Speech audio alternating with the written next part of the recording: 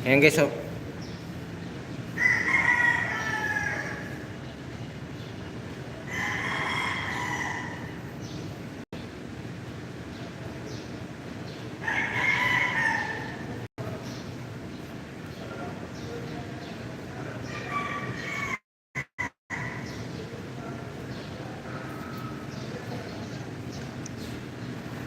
Ayan guys, oh. Sirang sira siya guys. Didikitan muna natin bago natin tahin guys. Lalagyan natin ng rugby. Kunti-kunti lang ang lagay sa dulo. Para hindi madumihan to dito banda guys.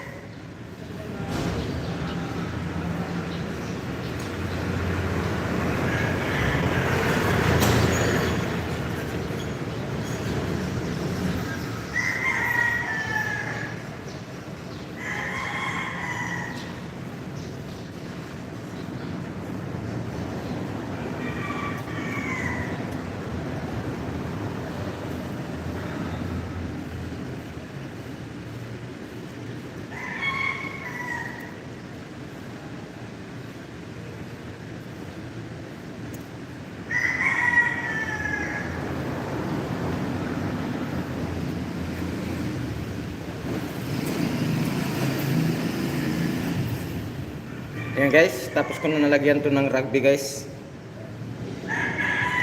Mayroon pa dito konti.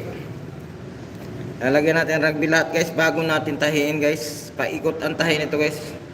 Para matibay na matibay. Ayan na, tapos na. Dito naman tayo guys, oh. Oh. Sirang-sira talaga, oh. Ganitong rugby lang, oh. Gamitin natin ganitong rugby.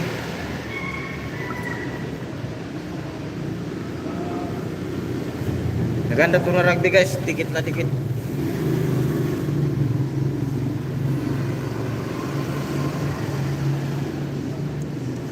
Dahan-dahan lang paglagay ng rugby sa dulo nitong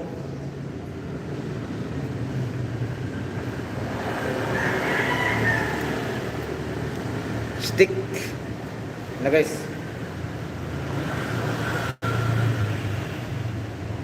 Yan, tumulo na. Na guys, lalagyan natin dito. Paikot lang yan guys paglagay natin bago na itong natin tahiin. Shout out sa 4 na nanood sa akin ngayon.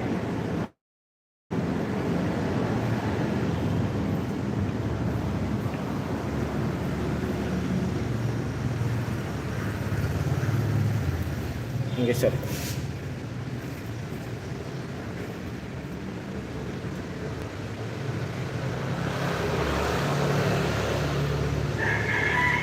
maganda guys, magsanay kayo mag-repair ng sapatos para marunong na kayo maggawa ng sapatos guys, kasi mahirap magpatahi sa iba. Mahal magpagawa sa iba guys. Mahal magpagawa ng sapatos, magpatahi. Kaya kung gusto nyo matuto guys, manood lang kayo sa mga videos ko. Ayan guys. Tapos ko na nalagyan ng rugby guys. Pwede na natin tahiin. Gamit nito guys, oh. Sinulid. Mabibili natin ito sa Shopee guys. Tapos wait lang.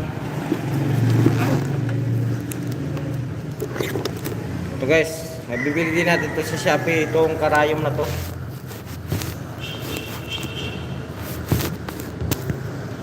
Guys,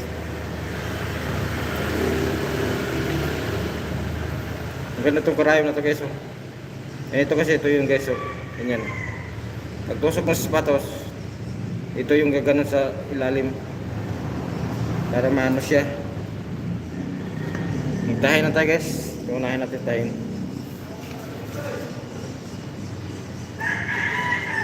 Ano lang natin itong guide dito guys.